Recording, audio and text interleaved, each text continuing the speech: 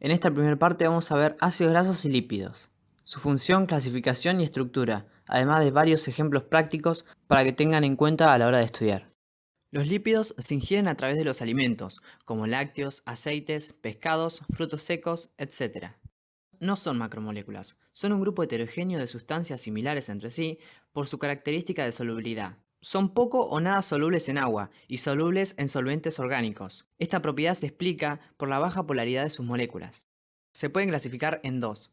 Los saponificables, que son los que poseen ácidos grasos, tienen enlaces éster y pueden hidrolizarse. Estos, los saponificables, a su vez se subdividen en dos categorías, lípidos simples y lípidos complejos. Y la otra clasificación son los insaponificables, que no poseen ácidos grasos, de los cuales hablaremos al final del video.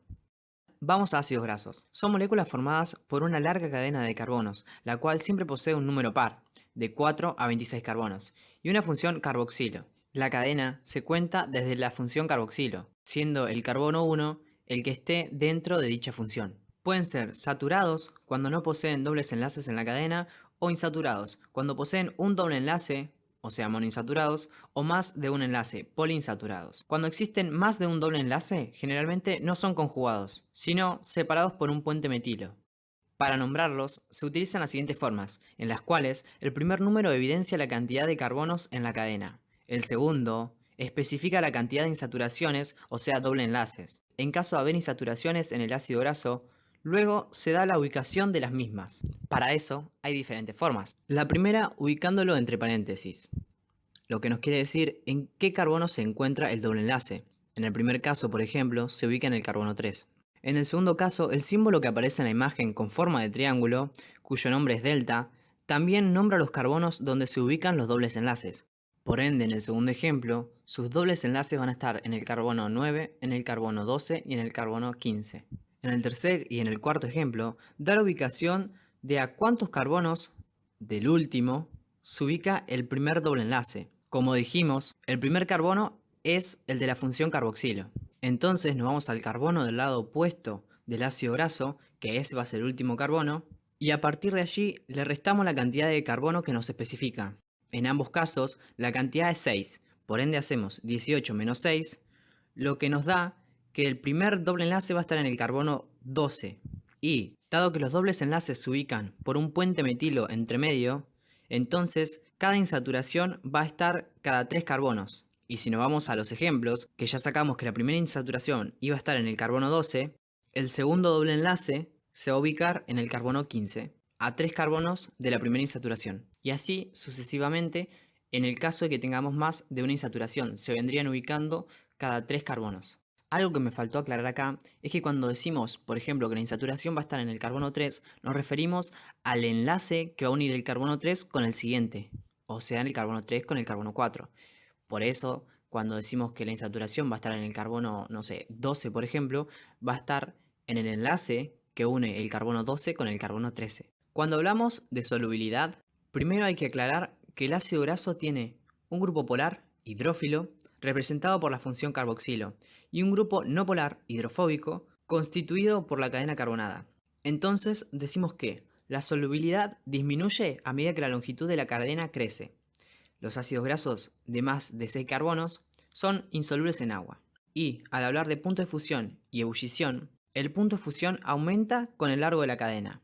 Los ácidos grasos de 2 a 8 carbonos son líquidos, mientras que los de mayor número, siempre que no tengan un doble enlace, son sólidos, ya que la presencia de un doble enlace disminuye el punto de fusión, el cual sigue decreciendo al aumentar la cantidad de dobles enlaces en la cadena. Por ejemplo, el punto de fusión del ácido esteárico es de 69,9 grados centígrados, por lo tanto es sólido a 20 grados centígrados. Pero, si le agregamos un doble enlace entre el carbono 9 y el carbono 10, se transforma en ácido oleico y el punto de fusión desciende a 13,4 grados centígrados, lo que significa que a 20 grados centígrados va a ser líquido. Y si le agregamos una segunda insaturación entre el carbono 12 y el carbono 13, se genera el ácido linoleico, cuyo punto de fusión es de menos 5 grados centígrados. Si vamos a propiedades dependientes del grupo carboxilo, tenemos el carácter ácido, que es la capacidad que tiene de donar un protón, Como vemos en el ejemplo, el ácido acético, muy soluble en agua, se disocia de dicho modo.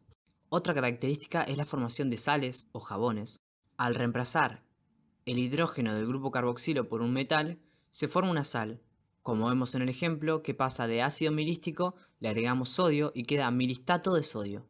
Las sales se designan agregando al nombre del ácido graso el sufijo ato y el metal correspondiente, como por ejemplo estearato de potasio. Estas sales de ácidos grasos se llaman jabones. Y por último, otra de las características dependientes del grupo carboxilo es la formación de esteres. Los ácidos grasos, al reaccionar con alcoholes, forman esteres, mediante la pérdida de una molécula de agua, como vemos en el ejemplo.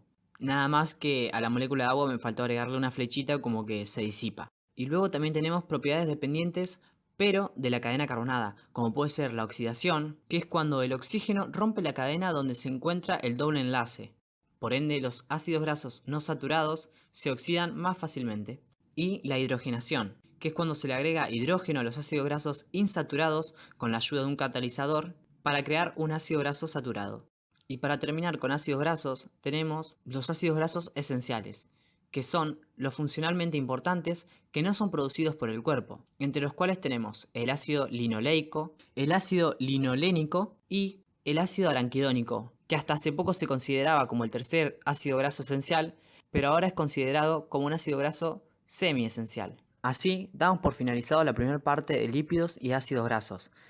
En el siguiente video vamos a ver lípidos simples y complejos y la otra clasificación de lípidos que era insaponificables. No se olviden de compartir y darle me gusta si les sirvió y nos vemos en el próximo video. Muchas gracias.